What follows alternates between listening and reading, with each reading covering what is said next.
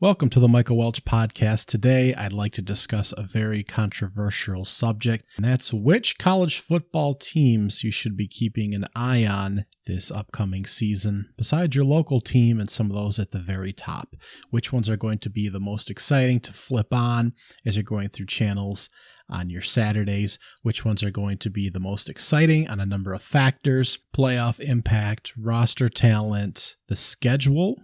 Are they playing good teams, good games relative to what their skill level should be, and of course on the field play. So if you want to watch good college football this upcoming season, this is a good place to start. Let's go. All my blessings, all my blessings, all my blessings, all my blessings, all my blessings, all my blessings, all my blessings, all my blessings. I need my blessings every penny, daily counting every single one, I'm seeing plenty. Level up and watch that beat turn into a Bentley. The team I've penciled in at number 10 on my list is the Mississippi State Bulldogs down in Starksville. Now this team went 7-6 last season with a brutal schedule in Mike Leach's second year down there, but still won games over NC State, on the road at Texas A&M, Kentucky, at Auburn, and managed to look pretty decent doing it after a so-so 2020 season. Will Rogers is one of the best quarterbacks in the SEC and in the country. Will Rogers did set records in Starksville in completions and attempts, maybe even completion percentage, if I'm not mistaken. He had over 4,700 yards, a 36-9 touchdown to interception ratio, completed almost 74% of those passes. His top receivers gone to the NFL, but Austin Williams, who had 52 catches for 617 yards and 4 touchdowns, and Jaden Walley, who had 55 catches for 628 and 6, will both be back as top receivers, so plenty of experience there. The top 2 running backs will be returning as well. Joaquivius Marks, I believe it's pronounced, actually has more receiving yards than he does rushing yards. At least he did in 2021. So there'll be plenty of offensive weapons. The defense prevented a lot of big plays last season and will be strong again this year. The front 7 will be able to compete in the SEC. So it's not just going to be a one-end offensive only type of show, although we like some of those when we're flicking on the TV. But this team will be able to compete with SEC teams led by a high-powered offense. I don't think they'll win many games, but they'll put up plenty of points and upset somebody's apple cart. So I've got a few criteria here, just grading 1 to 5. It doesn't necessarily place them higher or lower on the list, but it does help indicate what we're kind of looking at here in terms of impact in these particular areas. And again, this is just estimates, preseason fun estimates here. So roster talent, I gave a 4. We will be sending players to the NFL. And we have great players to watch here on the collegiate level as well. Will Rogers, we like to see a good quarterback. He'll be a front runner here. Not sure if they'll have a top number 1 receiver, clear number 1 for him to throw to, but there'll be lots of talent on the field. Playoff impact, I give that a 5 out of 5.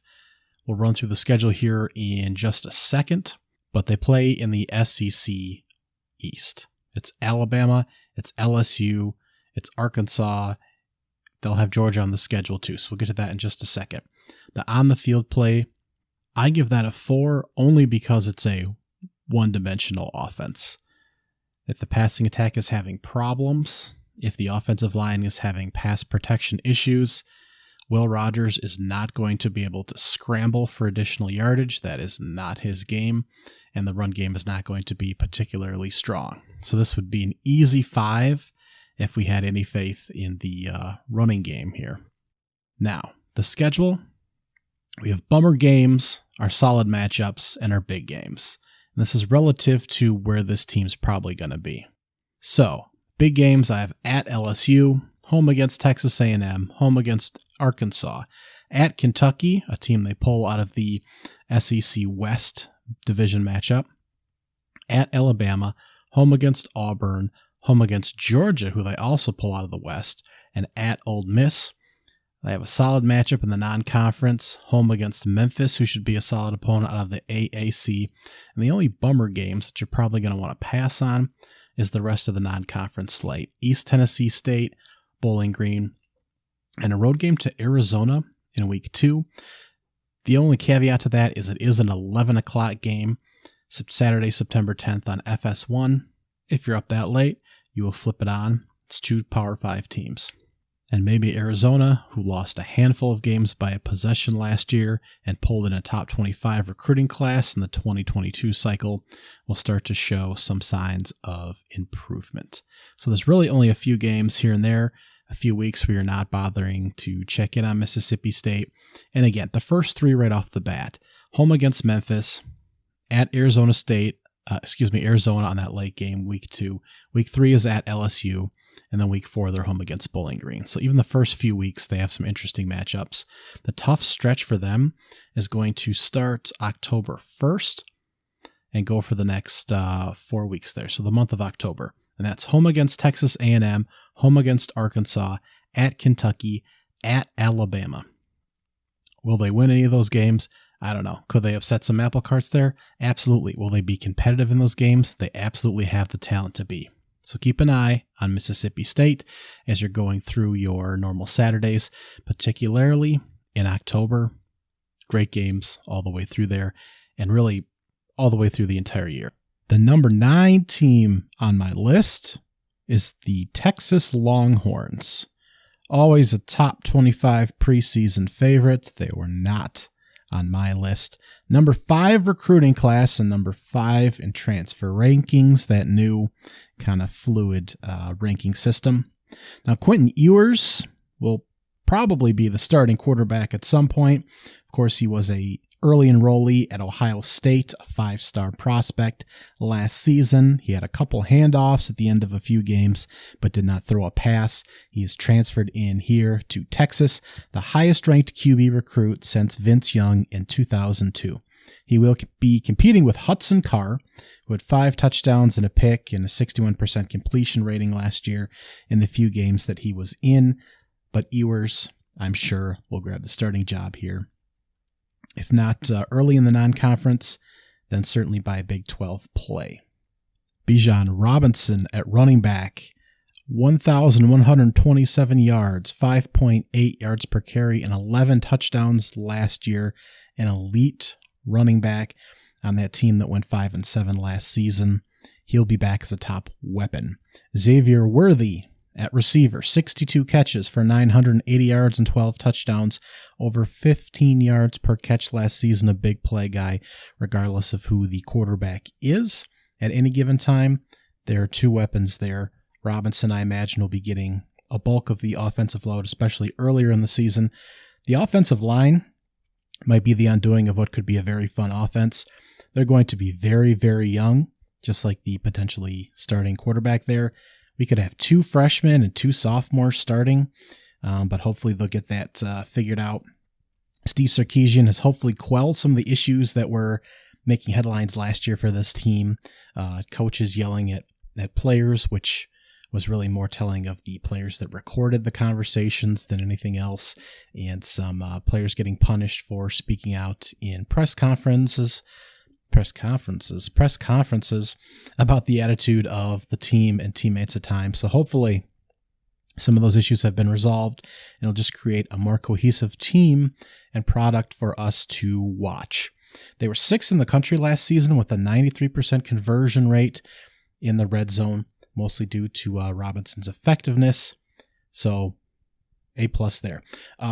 Overall, the defense probably won't be as bad as last year. Couldn't possibly be. It was a dumpster fire that led to that back end collapse at the end of the year. So it'll lead to some interesting games, that's for sure. Of course, we have the packed Big 12 schedule. I have our bummer games as Louisiana Monroe and at Kansas. Of course, Kansas beat them last season. Solid matchups against UTSA in the non-conference at home.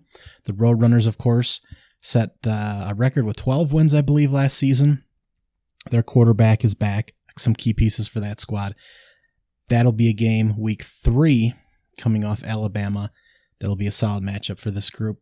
And a game they should win, of course. At Texas Tech, home against West Virginia, home against Iowa State.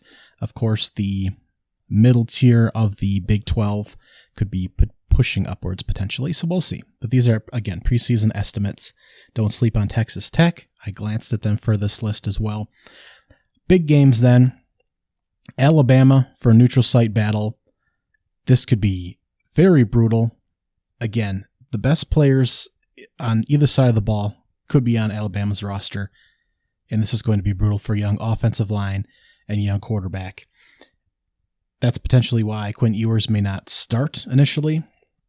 Not because the second game of the season is Alabama. Louisiana Monroe is first, followed by UTSA. But because if it's a coin flip battle, it's possible that Ewers may wait till after this game where the offensive line could get absolutely ripped apart to step into that starting role. That's what I would do if I was Sarkisian, and it's that close of a quarterback battle there. Other big games, Oklahoma, that's a Red River rivalry, neutral site in Dallas. Road games, Oklahoma State and Kansas State. Adrian Martinez from Nebraska will be the starting quarterback there at Kansas State. They should have a great skill position group as well. That's a team that could hover right around 500. They could fall towards the bottom half of the Big 12 with how competitive it's going to be. Or they could be a team like they were last year that pushes for 8 or 9 wins and is surprisingly competitive. They'll also have home dates against TCU and Baylor. Baylor, of course, looking to repeat as Big 12 champions.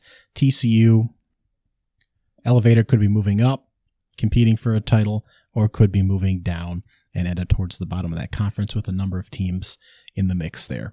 So I've got 6 games listed as big top watches, about 4 middling games, and 2 in the bummer category, skippable games, if you will.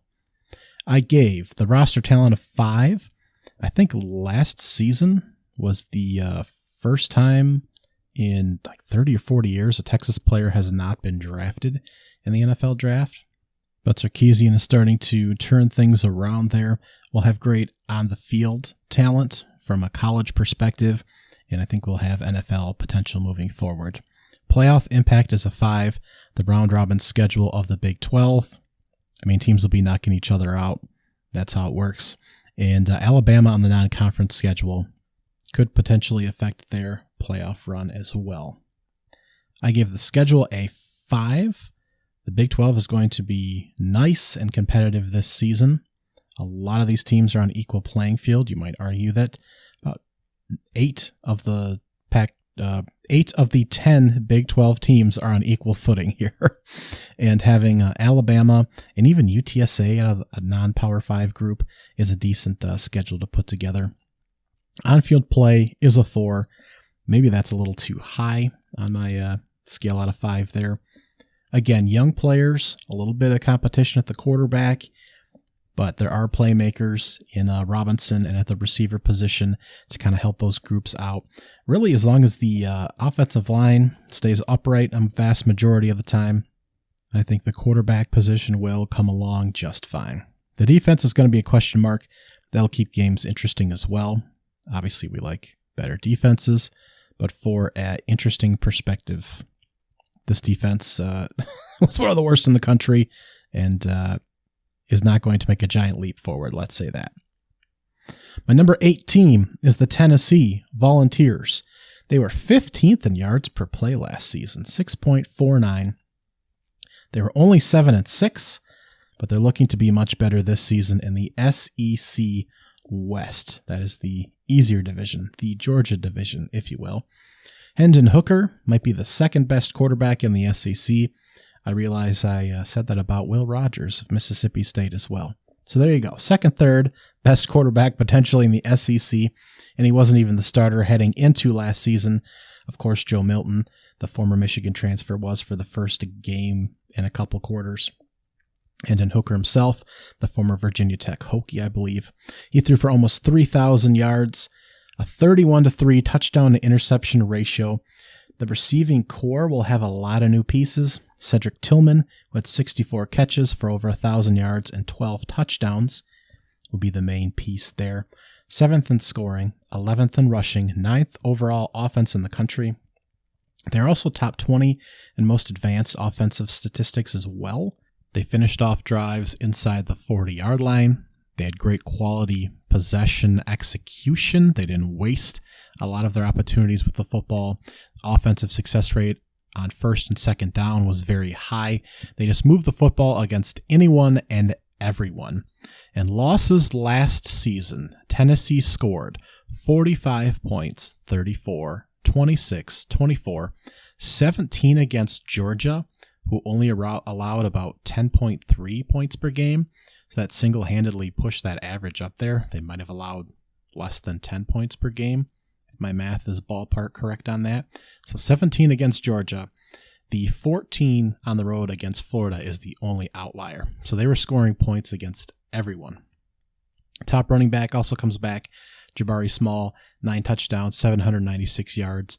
The offensive line gave up 44 sacks last season, so it was terrible.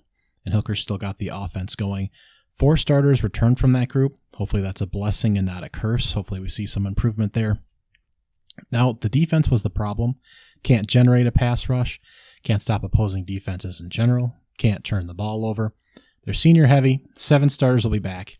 Now, for watching purposes, which is what this list is all about, do we prefer better defenses for more competitive games, or we prefer that they suck? So we see a lot more offensive possessions and back and forth. Well, this is going to be one of these teams where the defense is probably not going to be very good, but the offense is going to always be a threat and always keep this team in games. So that is a debatable point. Now, the roster talent, I gave a 4. Future NFLers here. Great college talent here. Hendon Hooker. We'll see receivers emerge besides Cedric Tillman, I would imagine. And hopefully we see some guys pop up on defense here. This is the SEC as it is. Playoff impact is a 5. We'll get to the schedule in just a minute. But SEC, we could have 2 more SEC teams in the playoffs again. Schedule is a 4. This is going to be a team you either really want to watch or you don't care about the games at all. This is there's no middling teams on the schedule here. And on the field play, I give a 4. Because if for some reason that offense is having problems, it's going to be a rough day. That's the bad side of this defense that can't stop anybody. Is if your offense is sputtering, your defense is not going to keep you in the ball game. So let's start with our big games this time. At Pittsburgh in the non-conference, that is week 2, September 10th. That's a 3:30 on ABC. That'll be a great game. The defending ACC champs going for it again. They'll be hosting this Vols team. They're home against Florida. Then they play at LSU in Baton Rouge. That is one of their polls out of the SEC East side. Then they're home against Alabama, also out of the SEC East. Home against Kentucky, at Georgia, at South Carolina, towards the back end of the year there with Spencer Rattler at the helm. So the solid matchup I have is home against Missouri, although you could arguably drop that down if the Tigers really aren't performing very well. That's towards the back end of the season. And the disappointing games is the rest of the non-conference slate outside of Pittsburgh. It's home against Ball State, Akron, and UT Martin. Those are scattered throughout the slate, so there's not like a full month that you're not going to care about the Vols. They're all scheduled scattered throughout the schedule. And then a home game against Vanderbilt that you're not going to be watching to end the season probably. But there are at least 7 top-notch games on this schedule. The key stretch for them is going to come in September into October. Home against Florida, at LSU, home against Alabama. That slate is sandwiched in between Akron and UT Martin. Those are going to be very difficult games and top watches for the Vols. My number 7 team is Oklahoma, also out of the Big 12. Of course, Brent Venables was pried away from Clemson, and he will be the head coach here. Number 4 transfer class brought in several 4-stars to infuse into this roster. Dylan Gabriel is in from Central Florida at quarterback, a very capable pilot there. He's reunited with his former offensive coordinator. Running backs are a bit of a question mark. He'll have a top target, though, in Marvin Mims. 34 balls caught, 705 yards, 5 touchdowns last season, 22 yards per catch. Big play guy. Now, the defensive side is going to be, again, a copy-paste from Clemson and running that defensive scheme. And again, just a lot of infusion of talent here that started at other programs, but we should get a competent, good, solid quarterback. We should have solid receivers once they kind of get things settled down here. The defense should have solid playmakers on it as well. The ball should be moving. Like, we should actually have an offense that moves up and down the field. And we're going to have a great schedule in the Big 12 here. The roster talent, I gave a 4. We're going to have great college football talent here. It's just what it's going to be. Playoff impact is a 5 in the Big 12. The schedule is going to be a 5. I'll grab that in a second. And the on-field play, again, they're going to be moving up and down the field. It's not quite what Lincoln Riley offered, but it's going to be a fun show to watch here. Our top games are at Nebraska, at TCU, home against Texas, Baylor, and Oklahoma State. It's actually a neutral site game for the Red River rivalry against Texas there. That's October 8th on ABC. I assume that's going to be a noon game. That time slot hasn't been announced yet. But again, a non-conference game against Nebraska, week 3. That's the big noon game on Fox. We'll see if the Huskers have made some big improvements. That should be a great rivalry to get going again, Oklahoma and Nebraska. In a Power 5 school on the road. At TCU, should be a tough one. Again, a team that could be 4-8 or 8-4 this year. Who knows? And Texas, Baylor, and Oklahoma State, all top competitors. Maybe not Texas as much so, but if they get the offense going, we'll see. Of course, a rivalry game with the Triple R's. And that should just be a great slate. Now, the solid matchups could be any number of teams. I've got home against Kansas State. And then Iowa State, West Virginia, and Texas Tech are all road games, begging to upset the Sooners. And those are all mixed in throughout the schedule here. And for key stretch, I have the schedule never lets up. We have at Nebraska starting week 3, home against Kansas State, at TCU. Then we have the Red River rivalry. We've got that 4-game stretch from mid-September into October before they take a bye week. And then the back end of the schedule, we have those 3 kind of middling teams on the road mixed in with the home dates with Baylor and Oklahoma State. So starting October 29th, it's at Iowa State, home against Baylor, at West Virginia, home against Oklahoma State, at Texas Tech. You're just begging for trouble in the schedule there, potential upsets. But again, a lot of pieces moving on offense and really a lot of question marks. We're not sure who's going to be the standout players on the roster here, but there's a lot of talent on the field. A lot of players will emerge. The schedule's nice and juicy, so you should be watching the Oklahoma Sooners, and maybe they'll win the Big 12 this year. Maybe they'll be in the playoff conversation. If not, it should be at least exciting football with a quarterback name you should recognize in Dylan Gabriel if you've paid attention to Central Florida the few times they've been in the headlines the past few seasons. I don't have a lot of stats to back Oklahoma up, unfortunately, because we've got a coaching staff change, and we're going to have lots of personnel changes, so just fly with me on that. Number 6 is a team that's going to be close to my heart this season if you've listened to my Top 25 pod, and that is the NC State Wolfpack. They're returning most of their starters, 17 in fact, 10 of them on the defensive side of the ball. They were 9-3 last season. I know you watch so many Wolfpack games if you're outside of that region. But 9-3 last season. They had one really big loss, and that was to Mississippi State in the non-conference early, 24-10. That probably didn't bode real well. But as the season went on, they had a 1-point loss on the road at Miami, a 3-point loss to Wake Forest, and they beat Clemson in double overtime. So this was a solid squad last season. Devin Leary returns at quarterback, 3,433 yards, a 35-5 touchdown to interception ratio, one of the most prolific quarterbacks returning from last season. Thomas Thayer, 51 receptions, almost 600 yards, 11.6 yards per catch, and 8 touchdowns. And Devin Carter with 31 catches, 556 yards, almost 18 yards per catch, and 6 touchdowns. Gives him 2 top playmakers to throw to. Most of the offensive line returns. The defense, 3rd in the ACC defensively, and a number of those other weird stats as well. 2nd in passing rate defensively, 5th in third down conversion rate, right around 29% on allowance of third down conversions. The linebacking core of Peyton Wilson, Drake Thomas, and Isaiah Moore. Wilson, especially if he can stay healthy. He's had a number of injuries.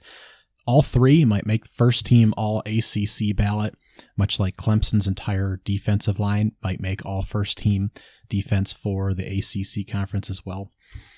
So that's just the most dominant unit and core in the conference.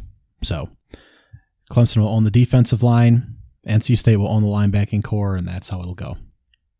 Only 11 turnovers last season. Shows good decision-making, good coaching, good technique. They also had 4 special teams touchdowns. That begs the question, are those stats replicable? I guess you'll have to watch to find out. I gave the roster talent a solid 5. We will have great college players here, and we will have potential pros here, especially if the season goes well.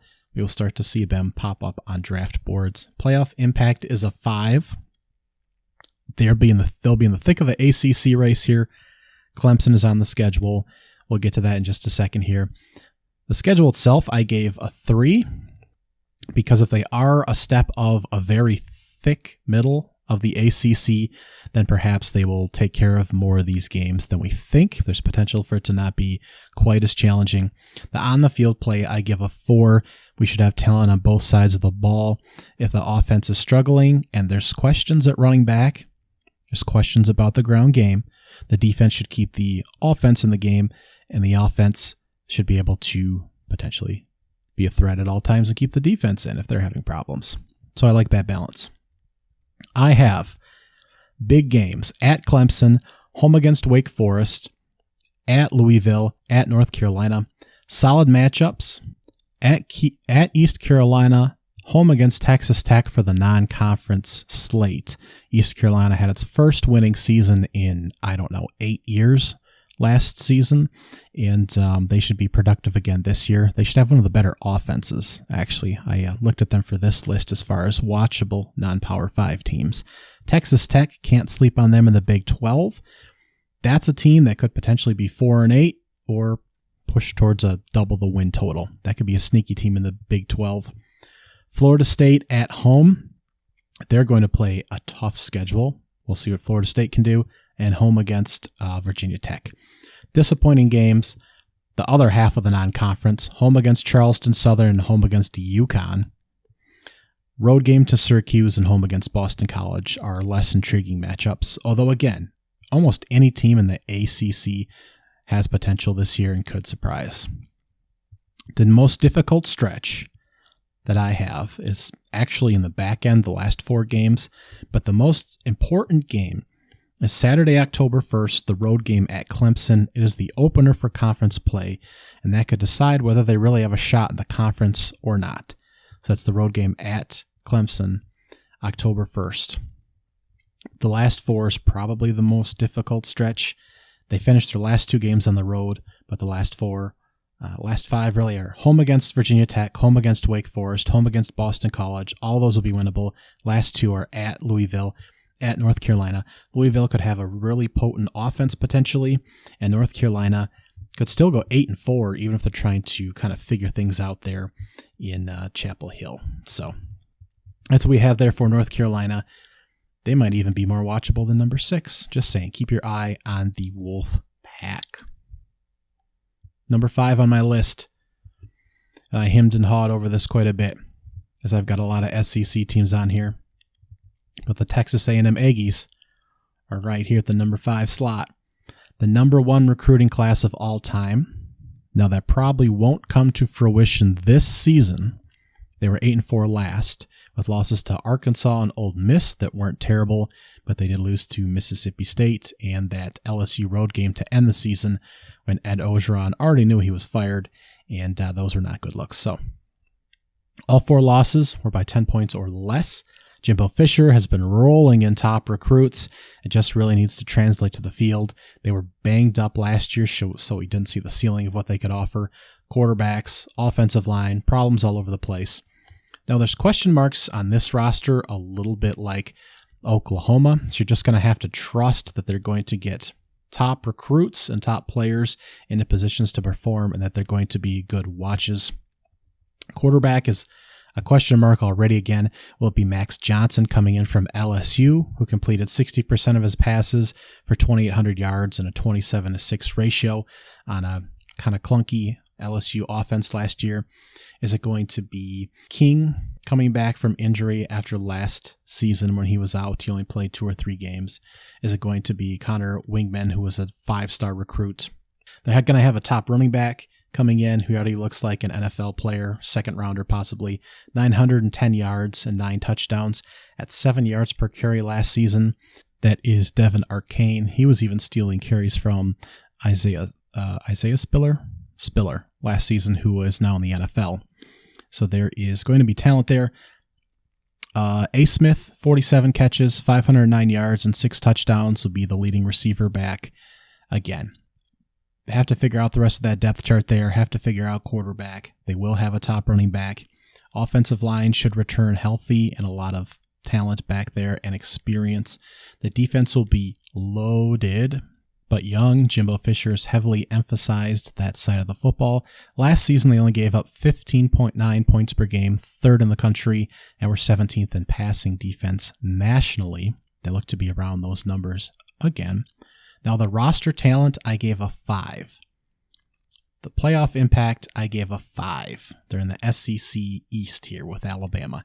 The schedule is going to be a 5. It is crazy. We'll get to that in a second. On the field play, I gave a 3.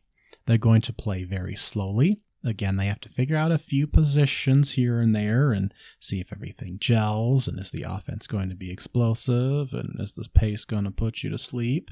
But they're also going to stay in a lot of games that they probably are going to outman some of the other rosters in terms of talent, but maybe not in experience, and it should keep the games interesting. So is this team a year away from becoming the most watchable team to flip on your television with solidified talent at a number of skill positions and the top defense in the country and pushing Alabama to be the number 1 team in the SEC, therefore a de facto national championship contender? Yeah. We're on the upwards trajectory towards the top of the hill. But this could be the key season. The big games, they have a home date against Miami. They'll be coming into town at a College Station on the 17th of December. They'll also have Arkansas at home. They'll play at Mississippi State, and they'll play at Alabama. Of course, Nick Saban and Jimbo Fisher state there's no longer any dispute there between the two former colleagues, but that'll be a massive game, if for no other reason than the fans will be fired up and rapid for that. Now, the solid matchups, and these games could go either way. They could be great games by the time they come around, or they could be not as interesting. But there's a plethora of them. They'll get Appalachian State in week 2. Expected to win the Sun Belt Conference. Great team, loaded roster. Appalachian State will be coming to College Station early, week 2, 3:30 ESPN2. Watch out for that one. At South Carolina, that game is pulled out of the SEC West. They're, of course, going to get Spencer Rattler and that group. Beamer out of there, so they'll get South Carolina on the road. Big game, not as big game. We'll see. That's going to come around the midpoint of the season, and we'll get to that stretch in a second.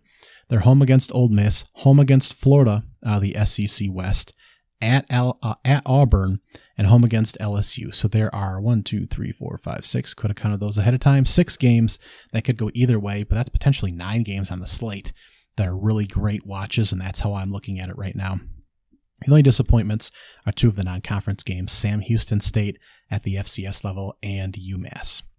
The key stretch here starts right at the beginning and rolls on through the middle of the schedule. Saturday, September 1st, they have Miami in for a 9 p.m. Eastern Time start on ESPN. The next week, they'll have Arkansas on a neutral site game. Then they'll play at Mississippi State and at Alabama. That is a tough 4-game stretch.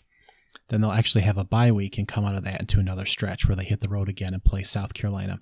But home against Miami, neutral site, Arkansas, I believe that's in Arlington, Texas, at Mississippi State, at Alabama. That is a brutal stretch. That'll show whether this team's ready to kind of make some moves this season. And by moves, I mean play second behind Alabama in the SEC East, or go about 8-4 this year. But this team is going to have, you can flip them on pretty much any time during the season. The opener, September 3rd, Sam Houston, and the back end of the schedule, UMass, November 19th, are the only dates you don't care about. You can flip on Texas A&M at any other time to see a roster full of NFL future talent and guys they could potentially develop this season, next season, 2 years from now, because again, a number one class was recruited for the 2020 cycle, and this is just going to be a loaded team. Some guys have got to pan out of this top class. So Texas A&M sitting there in my number 5 slot. Number 4 is Arkansas, also out of the SEC, also out of the SEC East. 11 starters returned for this group that went 9-4 last year, was 10th in transfer portal rankings with a handful of 4 stars infused into this offense and great defense from last season. They'll play a top 5 schedule this season, and it was pretty close to that last year. KJ Jefferson returns at quarterback, 2,600 yards, 21-4 touchdown to interception ratio, 67% completion percentage. He also jogged for 664 yards and 6 touchdowns in this option offense that he thrived in. The explosiveness metrics said this was a great offense, so one of the best in the country, but they got jammed up when it came to third down conversion rate. Now, the top receivers are gone, but they have 3 transfers coming in from all corners of the country to help give Jefferson new weapons and to help create those explosive plays once again. Running backs, 1,400 yards and 12 touchdowns worth of combined experience return from that group. Jefferson was actually the leading rusher for the Razorbacks that had 4 players each with 5+ rushing touchdowns and 575+ yards rushing last season. The defense was surprisingly efficient for how strong the offenses were that they were facing. Safety Jalen Catalan is the top 2023 NFL prospect on the roster right now. Bumper Poole is one of the best linebackers in the SEC, and they'll once again be in the thick of this race with a great option offense, a great dual threat quarterback, if you will, and they will put points on the board, and the defense will keep them in the game. We have a pretty balanced attack here. And both sides of the ball will be great as well. Roster talent is a solid 4. Playoff impact is a solid 5. Schedule's a 5. On-field play will be exciting. It is a 5 as well. Possible talent will be a 5 as well. We'll see how this team performs and if guys start to move up draft boards and conference mentions and that kind of thing and how the performance actually is. But they will have a play in playoff decisions. The schedule's great. We'll get to it here. And on-field play will be exciting as well. Top games, they play a home game against Cincinnati to open the season. That's a 3:30 ESPN, September 3rd. That's a massive game for both programs. You really don't want to take a loss to a non-Power 5 or any team really in the non-conference if you're Arkansas, when you're playing the brutal schedule that you are. If you hope to have a say in anything, the SEC race, certainly the playoffs, anything like that at all. Can't take a loss at home to Cincinnati. And the Bearcats on the flip side would love to run through the AAC, American Athletic Conference. There we go. And they would love a non-conference win over a Power 5 team here in Arkansas. So it'll actually be a massive game. Might be the best game of the day on Saturday, September 3rd, but we'll hit that in the future. Texas A&M is on the schedule, of course. That is a neutral site game for both squads. And home against Alabama and at BYU, also on the non-conference slate. Those are the very top matchups. Solid matchups. Home against South Carolina out of the West. At Mississippi State. At Auburn. Home against LSU. Home against Ole Miss. A number of those could be bumped into bigger matchup games as well. Actually, maybe Mississippi State should. I'm leading higher on that group now. Maybe Ole Miss as well. They're in my top 25. So a number of great matchups here. The only bummer games I have indicated, home against Mississippi State, home against Liberty, who probably won't be, this could be an 8-win team again this year without Malik Willis, but I'm not sure they'll be at the level that Arkansas is play-wise, and this will be a road game for Liberty. And at Missouri, in a game that may or may not matter. The Tigers could be out of a bowl game by that point, or they could be fighting for a bowl spot, maybe something more significant on the last game of the season. That's already got a time. Friday game, Friday, November 25th, 3:30 on CBS, but I have that as one of the 3 kind of bummer games right now. So Arkansas, great offense. Defense can hang. We got a quarterback. We'll have some weapons on offense, although they have yet to materialize from the receiver perspective. We'll have a fleet of running backs out there. And we got some guys. We got some dudes. So Arkansas, number 4 on the list. Number 3 is USC. They might even be ranked a little too high out of the Pac-12. They'll have a top quarterback in Caleb Williams, 4,872 yards, 21-4 touchdown INT ratio, 61.5% completion percentage last year. Of course, he didn't start until the Red River rivalry game against Oklahoma there. Against Texas. He was playing for Oklahoma at the time last season and exploded onto the scene there. And his games are kind of a mixed bag. Again, we do have to remember he won't be 20 years old until halfway through the season. I believe his birthday's in November, so he's a young guy. But already could be the top quarterback in the Pac-12 or one of the top guys and one of the top quarterbacks in the nation. He still won't be going pro for at least another season yet. He'll be hanging out. And this season, he'll be throwing to the returning best receiver in the country, and that's Jordan Addison out of Pittsburgh. He's also only 20 years old. He was the best receiver in the country last season, 100 receptions, over 1,500 yards, 17 touchdowns. So he is in the fold now for the USC Trojans and a recipient of Caleb Williams' passes. Mario Williams slides in from Oklahoma as well, following in Williams and Lincoln Riley's footsteps. Terrell Bynum is sliding in from Washington. Brendan Rice from Colorado. That's Jerry Rice's son. So we'll have a fleet of new receivers to go along with their new quarterback here. The offensive line is a little bit of a question. The defensive line will have a top guy in Tuli Tuipulotu. I did not say that correctly, but I said it close. He'll be clogging up that defensive interior for the Trojans. So they will have a few playmakers on defense, but the offense is going to be a fireworks show. Let's not forget, Oklahoma placed in the top 4 of the Heisman voting 6 times during a 5-year period from 2015 to 2019, including 2016 when Dede Westbrook and Baker Mayfield finished 3rd and 4th in the voting there. So Lincoln Riley will get guys in the top there. He just hasn't the past couple of years, which is perhaps why he moved on here for greener pastures. Roster talent is a 5. These guys will be in the NFL. These top skill positions will be in the NFL for sure. Playoff impact is a 4. The Pac-12 may not get a team into the playoffs this season. It's not looking super great, but they will have a shot at a couple teams on the schedule here. And the schedule itself is a 4 for where USC is at, which I don't think is a top-tier playoff contender. They'll be able to compete with a lot of these teams. They'll be interesting games. They won't be blowing a lot of teams out, I don't think. So from a watching perspective, a viewing perspective, the schedule is a 4. And on-the-field play will be a 4. Again, there's questions on the defense a bit, question on the trenches a bit. Are you just going to get mowed down by a team like Utah who might just push you around? And will all the young pieces come together and all the new pieces come together? A lot of questions. It's also possible that everything just pops off and goes just fine. Big games. Well, week 2 on the road at Stanford, a team that was 3-9 last year, but one of those 9s was against Oregon, is going to be a tough game right off the bat. That's September 12th, September 10th at 7:30 on ABC. That is a sneaky great game. A lot of returning production from Stanford, some of the most in the Pac-12. Potential NFL quarterback there in Tanner McGee. That's a sneaky great game. Home against Fresno State. They could win the Mountain West. Great quarterback there as well.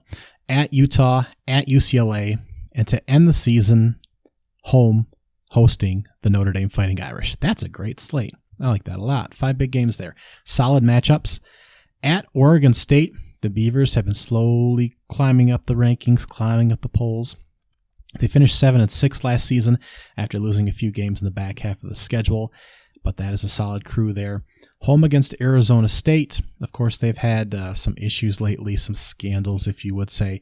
A lot more players have been transferring out than have been transferring in. At home against Washington State, a team that's going to throw the ball all over the place. Incarnate Word has the new quarterback that transferred in there from Incarnate Word and his receiver came with him, and his offensive coordinator is already there from last season. His name is eluding me, but Washington State, watch out for the Cougars as well. Bummer games, home against Rice in the non-conference, a road game to Arizona, and that's coming into the middle of the season and off a bye. USC will be playing them off a bye as well. Arizona could be looking up this year. I think they won 2 games last year, but had a top 25 recruiting class coming into the season and only lost a handful of games by 1 possession last year. So Arizona could be looking up, but that may not be a big game for the Trojans in particular. And home games against 2 of the other weaker teams in the conference, California and Colorado. Those teams, in theory, USC should mash. So the tough stretch at UCLA and home against Notre Dame, I guess, to end the season will be big games, depending on where they're at, standing-wise, record-wise, up to that point. But they're going to have a good mix of games throughout the schedule for the most part. At Arizona, home against California, home against Colorado are unfortunately all in a stretch that may not be particularly interesting. And they don't play Oregon and Washington, which really would have boosted the schedule a bit. But the USC Trojans, again, could potentially jump into the spotlight right away. A bunch of these games, I think, will not be on the Pac-12 network. They will not be late-night games. They will get moved to prime time. I see we have times for 3 of 4 games already in networks as well. And they're on FS1, Fox, ABC, and the Pac-12 network. That's the Rice opener. So you'll be seeing them a lot. You should watch them a lot. That's what I think. Number 2 on my list is the BYU Cougars, who have been stunning people and breaking hearts for a couple seasons now. They were 10-3 last year. They're number 2 in the country in returning production. Almost everybody's back. They were number 8 in yards per play last season at 6.7. Jaron Hall is back at quarterback, 2,500 yards, 20-5 TD INT ratio, and 64% completion last year. They were top 15 in third down conversion rate and rushing efficiency. 2 of the top 3 receivers are back. Puka Nakua is the name I'm going to go with. Transfers over from Washington. Over 800 yards and 6 touchdowns last season. He should be the top passing threat on that squad. For a very efficient offense that ranked quite well in explosive efficiency as well. Injuries hurt the defense in a number of different statistical categories, but they were 6-1 against Power 5 teams last season, 17th in yards per game allowed, and at a plus 11 turnover margin, which was 7th nationally. So they turned the ball over, they scored the ball, they stopped the ball, and all those people are back, baby. Ethan Slade at safety is top of the draft boards. They have a tackle and Blake Freeman as well. And if they have another great year against another great slate, then we'll see some of these other guys start to pop up as well. Roster talent is a 4 with that in mind. Playoff impact is a 5. We'll get to that in a second. The schedule is a 5. Every week is a party, basically. And the on-the-field play should be a 5 as well. So our big games. How about home against Baylor? On the road at Oregon, home against Utah State, who won the Mountain West last year. Then they play Notre Dame in Las Vegas. Let's not forget that. They've got Arkansas. They play at Boise State, who could win the Mountain West this season. And then they play at Stanford. I have that up there as touched on briefly. Stanford returning a lot of production, possible NFL quarterback on that roster. That could be a team that rises up a bit more in the Pac-12. Solid games, home against Wyoming, always a feisty team out of the Mountain West. At Liberty, again, discussed them earlier, not quite sure where Liberty's going to be at this year. And home against East Carolina, hey, I touched on them earlier too. I think that they're going to be a solid team this season. The only bummer games, home against Utah, oh boy, what are they called? Utah Tech, that's what we got, Utah Tech. Yeah, it seemed to slip off my notes here. Out of the FBS level, I think, I didn't know there was a Utah Technical. And road game at South Florida, who won 2 games last year. Will be making some adjustments this season, but probably won't win more than 3 or 4 games. So this is a loaded schedule, lots of fun games. We'll have a big matchup on NBC at 7:30, October 8th against Notre Dame. That'll be awesome. Notre Dame has already revealed special uniforms for that. I'm sure the Cougars will have new uniforms, alternates for that as well. I guess the key stretch here starts week 2, September 10th. That's Baylor for a late night game. That's Baylor at Oregon, home against Wyoming, home against Utah State. And then they hop into that Notre Dame game That seems like a great stretch to me. Utah State's actually on a Thursday, and then they play Arkansas after that. So this is just a great schedule. And even the back half there, home against East Carolina, at Boise State, home against that little Utah school, and at Stanford is a little lighter, but there's still 2 great road games in there. I like East Carolina. I think that'll be a great game. So this is just a solid schedule all the way through. There's talent all the way through. There's a good offense. There's players on defense. There's impact they could beat the winner of the Pac-12 in Oregon, the winner of the Big 12 in Baylor, Notre Dame, who could have a say in the playoff conversation, and Arkansas, and East Carolina, who could be a sleeper in the AAC. You're just really not going to regret putting BYU on your television. Now, my number 1 pick, and they just slotted in here at number 1, and they could get moved down, really. But for the sake of this podcast, the number 1 team you should be checking on, after you're done watching your local team's game or seeing what time they're on, I don't think you should flip on Georgia. They're not going to be as exciting. Clemson, can they throw the ball? Alabama, they're going to beat everyone by 50. How about Ohio State? And I know, they're going to be right up there in the rankings. They may be 2 or 3 in the AP poll, and they may sit there. But here's the deal. They have the best chance to beat Alabama and become the first non-SEC, non-Clemson team to win the national championship since 2014, when they won it the last time, over Alabama. And it was also year 1 of the playoffs, by the way, 2014. The SEC, while we're keeping tally, has won 12 of the last 16 national championships at this point. Clemson has won 2 in there. Ohio State has won 1. Florida State won the other one the year before we went to the playoff format. Now, they had the most efficient offense in the country last season, almost 8 yards per play, 7.96. Only 3 teams, period, averaged over 7 yards per play. Coastal Carolina and Western Kentucky were the others. And the offense could be better this season. It could be better than almost 8 yards per play. C.J. Stroud had 4,400 yards, 44-6 touchdown to interception ratio, completed almost 72% of his passes, and was going for Heisman.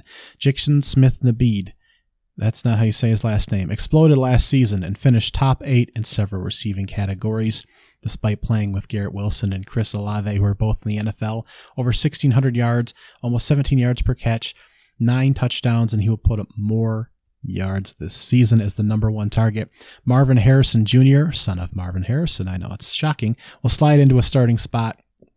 He exploded against Utah and had 3 touchdowns when Olave and Wilson were sitting out. Trevon Henderson, true sophomore running back, just a wee little boy, just a wee little child, will be bullying through people, knocking them over like pins. Over 1,200 yards at 6.8 yards per clip and 15 touchdowns last season. And he had to push people out of starting roles to do that. They're just like, hey, 18-year-old, just step in here and into Ohio State Scarlet colors and carry us to victory here. That was with those top receivers on the roster. He was getting touches and with guys ahead of him on the depth chart. Just wild. The defense gave up a ton of points, and they should lock it down a bit this season. Jim Knowles came over from that top 10 Oklahoma State defense last season and should instantly upgrade whatever they're doing over there. The roster talent here will be a 5. Players will be in the NFL. We will have top college players. We will have SportsCenter top 10 highlights from this team guaranteed. Zach Harrison looks to be the next great pass rusher to go to the NFL, hopefully. If not, it'll be some of these other guys who will be put in a position by Jim Knowles. That's a very big name. Playoff impact is a 5. They could win the whole thing, or they could impact someone else's chances to win the whole thing. The problem here is the schedule is a 2. They might bury people early with their own talent, so that could be problematic. I bumped the schedule way down for that. The on-the-field play, I'm giving a 5 as well. The offense is going to be score, score, score. The defense is going to be destroy, sack, and punish. That's what it's going to be. The big games on the slate start with the opener against Notre Dame. They're hosting the Irish, 7:30 ABC, Saturday, September 3rd. Go ahead. I'll let you put that down on your calendar. They pull Iowa and Wisconsin out of the West Division. Those are both home games. They'll get Michigan at home this season and play Penn State and Michigan State on the road. Games that I have over at the half is what I called this segment, is the home game against Toledo and the road game at Maryland.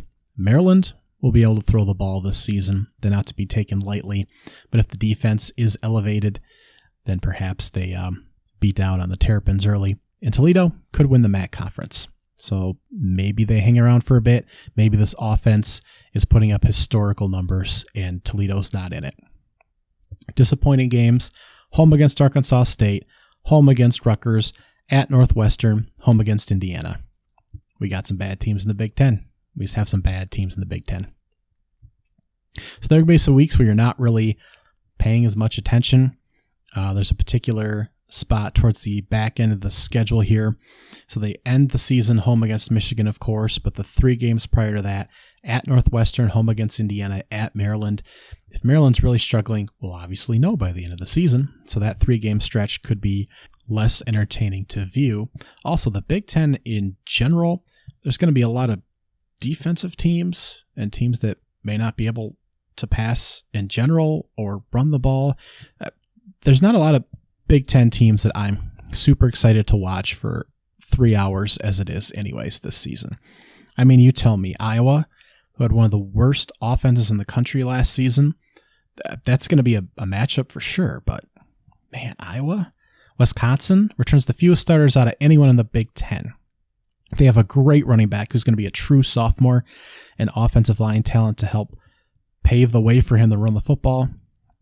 But man, that could be a tough watch, tough beat too for a starting quarterback that threw almost as many interceptions as touchdowns last year. Indiana, Northwestern, Rutgers, there's going to be some tough watches in the Big Ten this season. Illinois, just going to be rough go. That's why I don't have any other Big Ten teams on this list. I'll go over some of my honorable mentions in just a moment. But Ohio State, I think, week to week, is going to be the number 1 team you should be flipping on to your televisions this football season. So again, the top 10. 1 is Ohio State, 2 is BYU, 3 is USC, 4 is Arkansas, 5 is Texas A&M, 6 is NC State, 7 is Oklahoma, 8 is Tennessee, 9 is Texas, and number 10 is Mississippi State. Again, I have 4 teams here out of the SEC.